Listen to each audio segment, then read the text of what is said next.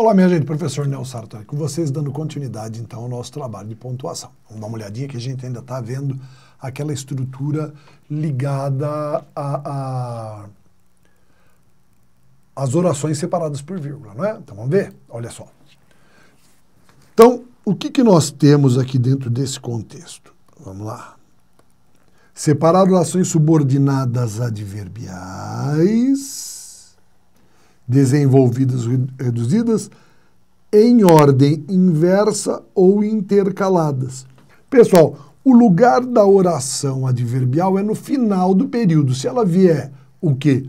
Reduzida ou intercalada, não importa se ela está desenvolvida ou reduzida, ela vai ter de ser separada por vírgula. Inverteu a oração adverbial tem que fazer. Então, olha só. No momento em que o tigre se lançava, percebe que isso daqui é uma oração adverbial temporal. Curvou-se ainda mais e, fugindo com o corpo, apresentou o gancho. Tá? Então, o que ele fez? Ó, ele curvou-se ainda mais e, fugindo com o corpo, apresentou o gancho no momento em que o tigre se lançava. Então, ela está invertida, por isso a vírgula aqui é obrigatória. Tá? Falou assim, então, é importante entender o que estava acontecendo. O lugar dessa expressão de tempo é no final do período. Eu quis dar ênfase, trabalhando nesse contexto, o momento do ataque, tá? Do tigre. Então, o que eu fiz? Eu desloquei, eu coloquei em primeiro momento, tá? Ou seja, eu inverti a ordem, eu coloquei ela no começo, sendo que era no fim. Agora, uma observação importante. Na ordem direta é facultativo, tá? A vírgula é facultativa para separar as orações subordinadas adverbiais da principal. Então, se eu fizesse aquilo que eu falei para vocês, ó, se eu fizesse assim, ó, fugindo, ou melhor, curvou-se. Opa, juntei tudo.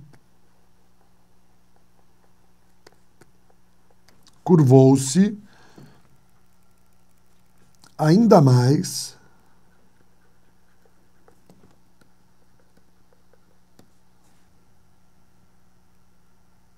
e,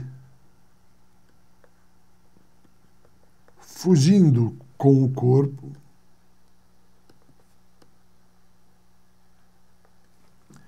apresentou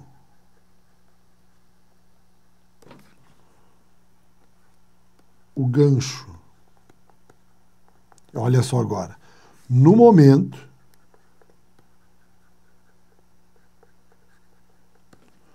em que o tigre se lançava.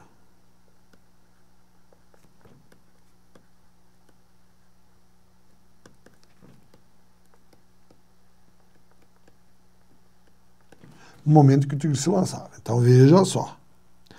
O emprego da vírgula aqui, ó, é, como nós dissemos, vamos lá. Não é isso. É isso. A vírgula é facultativa, tá?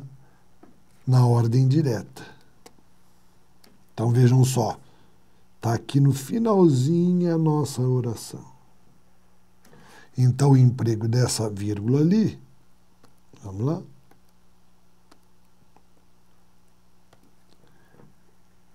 É o quê?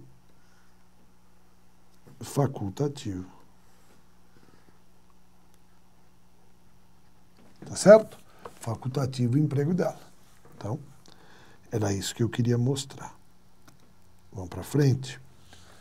Separar orações intercaladas. Vejam só isso daqui, ó. Vamos marcar orações intercaladas. Tá? Então, voltamos para a nossa caneta. Ó, Senhor, disse o velho. Perceba que as vírgulas estão aqui, ó, para poder mostrar o quê? Que isso daqui é uma interferência do narrador. Foi o narrador que interferiu. Então, é uma oração intercalada em ver. O certo seria: Senhor, tenho grandes contentamentos em estar plantando. Tá? A mesma coisa ele vai fazer aqui embaixo, só que agora ele vai substituir a vírgula pelos travessões. Tá bom? Então, essas orações, olha aqui, ó. Vírgulas substituídas por duplo travessão. Então, é o que nós temos aqui. Tá? A mesma situação que está em cima, está embaixo, eu posso fazer essa separação. Vamos lá, ponto e vírgula agora, vamos falar dele. Pessoal, primeira coisa importante, tá? Quando que eu uso o ponto e vírgula? Quando eu tiver, olha só, separar itens de uma lei, de um decreto, de uma petição, de uma sequência, só que veja só o que eu vou escrever aqui, ó. No sentido vertical. Tá? Como assim no sentido vertical? Aqui, ó. Eu não montei como se fosse um rol, uma lista. Então, é por causa disso que aparece o ponto e vírgula. Então, qualquer lista que você faça, você vai ter o ponto e vírgula. Quando chegou no final, o que você tem? Pontuação normal. Se essa fosse uma sequência, nós diríamos que é uma enumeração, tá? Que é simplesmente uma enumeração, mas o que eu fiz aqui foi uma lista, tá bom? Então, quando eu digo no sentido vertical, aqui em cima, eu estou justamente querendo dizer isso daqui, ó. Em que os itens vão sendo colocados um a um, tá? E no último eu coloco o ponto final para mostrar que terminou a minha enumeração no sentido vertical. Então essa é a primeira função básica do ponto e vírgula. Depois, vamos lá, separar orações coordenadas muito extensas. Então, orações coordenadas extensas, orações coordenadas ou nas quais já tenha sido utilizada a vírgula. Então, olha só, vejam bem aqui essa relação. Então, eu vou mostrar para vocês o nosso ponto e vírgula, ele está aqui, ó. Mas vejam como, paralelo a isso tudo, eu vou mudar até a cor, nós tivemos várias outras vírgulas entre uma oração e outra. Primeiro ele diz assim, ó, o rosto de tez amarelenta e feições inexpressivas, vírgula. Uma quietude apática, vírgula. Era pronunciadamente vultuoso, o que mais se acentuava no final da vida, quando a bronquite crônica de que sofria desde moço se foi transformando em asma cardíaca. Ponto do que ele falou? Nesse contexto, ele falou o quê? Do rosto. Depois, embaixo, ele vai falar o quê? Os lábios, tá? Agora são os lábios grossos, o interior um tanto tenso e assim vai. Perceba que como eu tenho caso de vírgula aqui, como eu tenho caso de vírgula aqui, aqui, aqui. E aqui ele determinou, então, usar o ponto e vírgula para separar uma oração da outra. Tá? Para separar uma oração da outra. Foi isso que ele fez. Tá bom? Ele separou as primeiras expressões da segunda, porque na primeira ele estava falando do rosto, deu uma série de itens e separou por vírgula. Depois, no mesmo parágrafo, ele ia falar dos lábios. O que ele fez? Pôs ponto e vírgula, que era para organizar. Ó, daqui para trás eu falo de uma coisa, daqui para frente eu falo de outra. Poderia colocar uma vírgula, mas por uma questão de organização, eu preferi colocar o ponto e vírgula. Então, é uma das funções aí interessantes desse contexto. Travessão. Vamos lá, vamos ver para que ele serve. Isso daqui é mais simples, todo mundo sabe, né? Ó, por exemplo, lá. Início a fala de um personagem, tá? Então, olha aqui, ó. O pai falou assim, o filho perguntou, pai, quando começarão as aulas? Então vejam como aparece ali o travessão. Depois, indicar mudança de interlocutor, tá? Mudança de interlocutor. Então as pessoas conversam, ó. Doutor, o que eu tenho é grave? Ele responde, não se preocupe, é uma simples infecção. Então, primeiro falou o quê? O paciente, depois falou o médico. Tá? Bonitinho. Aqui. O paciente e aqui o médico. Tá certo? Então, mudança de interlocutor, aqui embaixo, aqui em cima no número 9, só ele falando. Letra C. Unir grupos de palavras que indicam itinerário. Então, olha aqui de novo. Tá? Belém, Brasília. Então, nós temos aqui unir grupos de palavras que indicam itinerário. Então, Belém, Brasília. Beleza? A estrada Rio Santos, tá? Ou então, né? Se eu fizer assim, ó. Estrada Rio Santos, tá? Estrada de Ferro Santos, Jundiaí, né? Falou assim, são estruturas, eu fiz essa representação para poder ser mais um elemento aqui dentro desse contexto. Agora a dica é qual? Também pode ser usado, né, ou seja, o travessão, na substituição da vírgula em expressões ou frases explicativas, tá?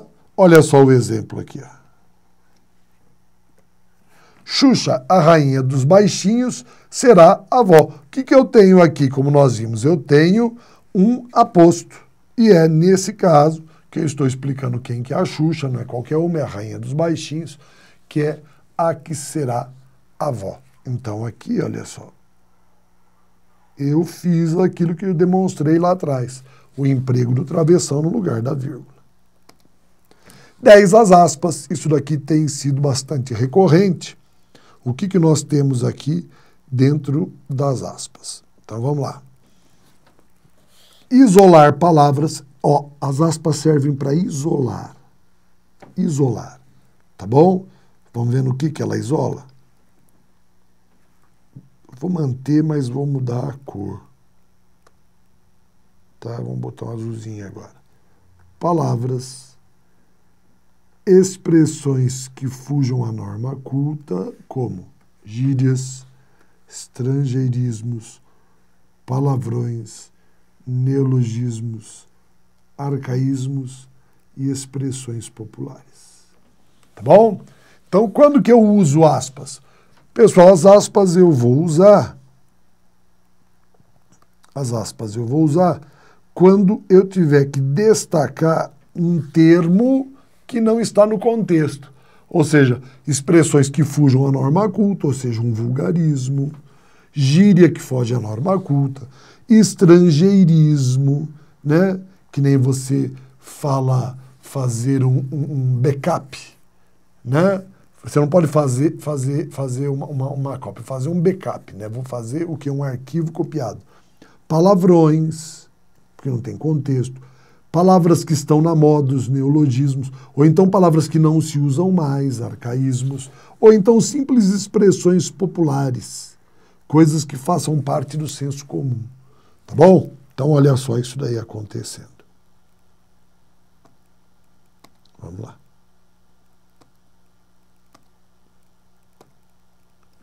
Então, vejam bem. Maria ganhou um apaixonado ósculo. Pensou o que é isso daqui? É um beijo, né? Então, para quê? Por que não fala direto? A festa na Casa Luz estava Chocante. Será que realmente estava dando choque? Não, isso daqui é o quê? Gíria. E o pior é que é uma gíria bem antiga, né? Que é uma gíria bem antiga. Então isso daí funciona. Ó, feedback. Tá bom? Também é uma construção que a gente tem que ficar atento aqui. Pessoal, do que ele está falando, sobre o que ele está construindo aqui? Para indicar para você o seguinte, que vai funcionar com palavras estrangeiras desde que haja tradução para o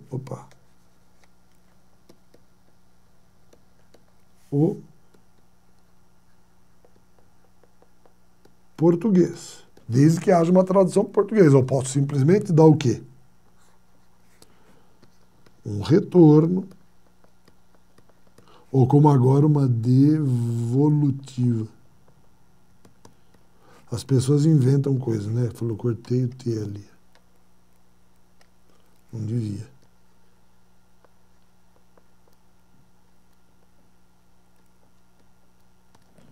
Devolutiva. Tá, então eu tenho palavras que representam isso, só por isso que eu uso gíria. Por exemplo, hot dog e cachorro quente. Poxa, se eu tenho cachorro quente, para que eu vou usar hot dog? Mas eu quero, tem que pôr entre aspas. Tá? É diferente de você falar abajur. Abajur é francês, você não coloca. Tá? Ou então indicar citação textual, olha só. Aqui indicando o quê? Uma frase do Eça de Queiroz. Tá bom? Indicando uma frase do Eça de Queiroz. Então, citação textual. Fui lá e copiei para dar os créditos para ele. Tá? Depois, se dentro de um trecho já destacado com aspas, se fizer necessária a utilização de novas aspas, elas serão simples. Ué, o que é isso daqui? É muito fácil de entender. Eu peguei e fiz aspas dentro de um texto. Tá? Aí, aqui dentro, eu quero dar destaque para uma outra palavra. Eu venho aqui e coloco as aspas simples para essa palavra só. Ou seja, como se fosse uma vírgulazinha para cima apenas nessa estrutura. Tá certo, minha gente? Então, vamos lá. A gente volta daqui a pouquinho fazendo aí uns exercíciozinhos para a gente poder fechar e aí a gente vai para outro conteúdo. Até mais.